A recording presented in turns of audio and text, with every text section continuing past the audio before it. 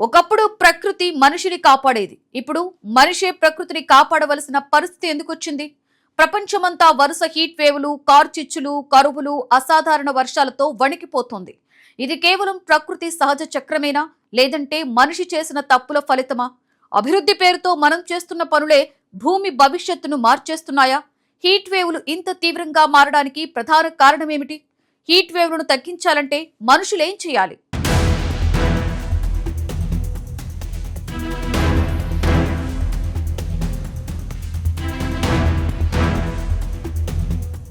ఒకప్పుడు ప్రకృతి మనిషిని కాపాడేది. ఇప్పుడు మనిషి ప్రకృతిని కాపాడాల్సిన పరిస్థితి వచ్చింది. వేల సంవత్సరాలుగా భూమి ఎన్నో మార్పులను చూస్తుంది. మంచు యుగాలు వచ్చాయి, వేడి కాలాలు వచ్చాయి, అగ్ని పర్వతాలు పేలాయి, సముద్రాలు విస్తరించాయి, ఖండాలు మారాయి.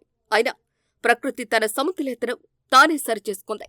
కాని గత 200 సంవత్సరాలు జరిగిన మార్పులు మాత్రం భూమి చరిత్రలు ఎన్నడూ లేనివిగా శాస్త్రవేత్తలు చెబుతున్నారు.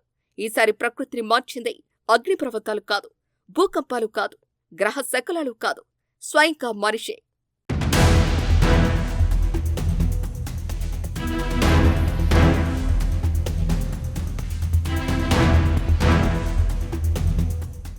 పారిశ్రామిక విప్లవం తర్వాత ప్రపంచం వేగంగా అభివృద్ధి చెందింది.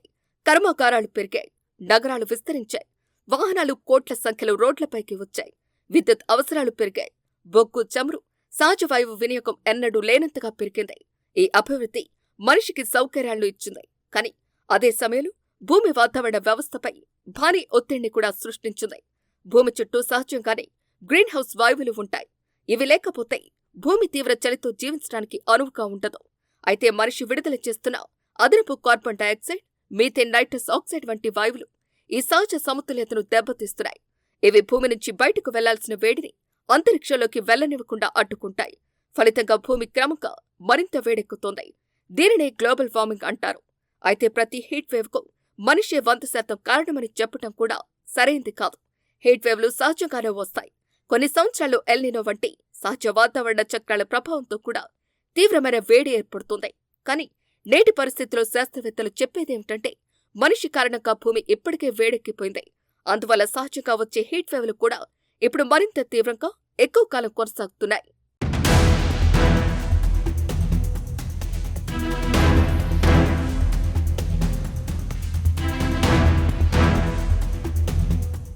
అడవులు భూమికి ఊపిరితిత్తులు లాంటివి. కానీ ప్రపంచవ్యాప్తంగా ప్రతి సంవత్సరం లక్షల హెక్టార్ల అడవులు నరికివేయబడుతున్నాయి.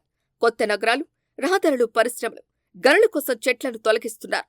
ఒక పెద్ద చెట్టు సంవత్సరానికి 100 కిలోల కార్బన్ డయాక్సైడ్ను గ్రహించే సామర్థ్యం కలిగి ఉంటుంది. అలాంటి చెట్లు లేకపోతే వాతావరణంలో కార్బన్ పెరుగుతోంది. అదే సమయంలో భూమిని చల్లగా ఉంచే సహజ వ్యవస్థ కూడా బలహీనపడుతోంది. నగరాల నిర్మాణ విధానం కూడా వేడిని పెంచుతోంది. ఒకప్పుడు గ్రామాల్లో మట్టి ఇల్లు, చెట్లు, చెరువులు ఉండేవి.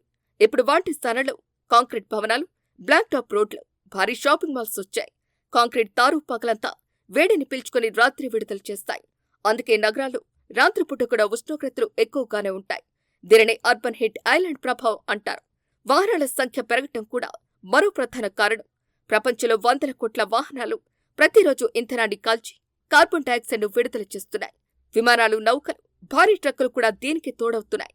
అభివృద్ధి అవసరమే అయినప్పటికీ కాలుష్యాన్ని తగ్గించే సాంకేతికతను వేగంగా అమలు చేయకపోతే పరిస్థితి మరింత కష్టమవుతోంది. వ్యవసాయ రంగం కూడా వాతావరణ మార్పులో భాగస్వామి అవుతోంది. వరి పొలాలు, పశు సంవర్ధక రంగం నుంచి మీథేన్ వాయువు విడుదలవుతోంది. రసాయన ఎరువుల అధిక వినియోగం వల్ల నైట్రస్ ఆక్సైడ్ పెరుగుతోంది. ఈ వాయువులు కూడా భూమి వేడెక్కటానికి దోహదం చేస్తాయి. ప్లాస్టిక్ కాలుష్యం కూడా పరోక్షంగా సమస్యలు పెంచుతోంది. ప్లాస్టిక్ తయారీకి భారీగా శిలాజ ఇంధనాలను ఉపయోగిస్తారు. ప్లాస్టిక్ వ్యర్థాలను కాల్చడం వల్ల కూడా గ్రీన్ హౌస్ వాయువులు విడుదలవుతాయి. సముద్రాల్లో చేరిన ప్లాస్టిక్ సముద్ర జీవ వ్యవస్థను దెబ్బతీస్తుంది. ప్రకృతి సమతుల్యతపై దీని ప్రభావం దీర్ఘకాలంలో కనిపిస్తోంది.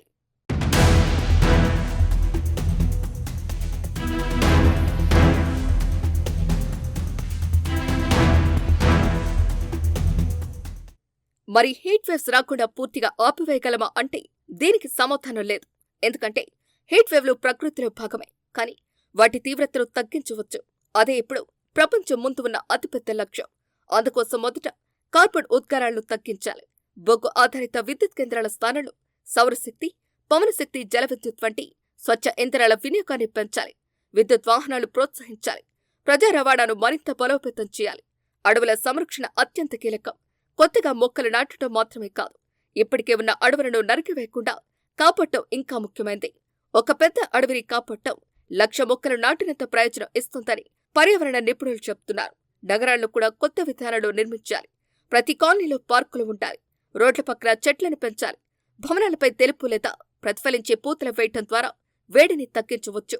రూఫ్ గార్డెన్లు, వర్షపు నీటి సంరక్షణ, సరస్సుల పునరుద్ధరణ వంటి చర్యలు నగరాలను చల్లగా ఉంచడంలో సహాయపడతాయి. నీటి సంరక్షణ కూడా హీట్ వేవ్ల ప్రభావాన్ని తగ్గించడంలో కీలకం. చెరువులు, సరస్సులు, నదులు, భూగర్భ జలాలు సమృద్ధిగా ఉంటాయి. స్థానిక వాతావరణం కొంత సమతుల్యంగా ఉంటుంది. నీటిని వృధా చేయకుండా వినియోగించడం ప్రతి పౌరుడి బాధ్యత.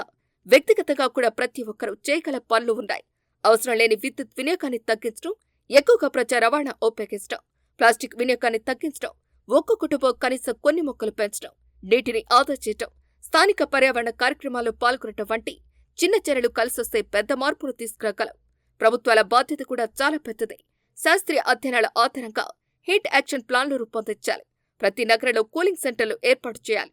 వృద్ధులు, చిన్నపిల్లలు, బహిరంగ ప్రదేశాల్లో పనిచేసే కార్మికులను రక్షించి ప్రత్యేక చర్యలు తీసుకోవాలి.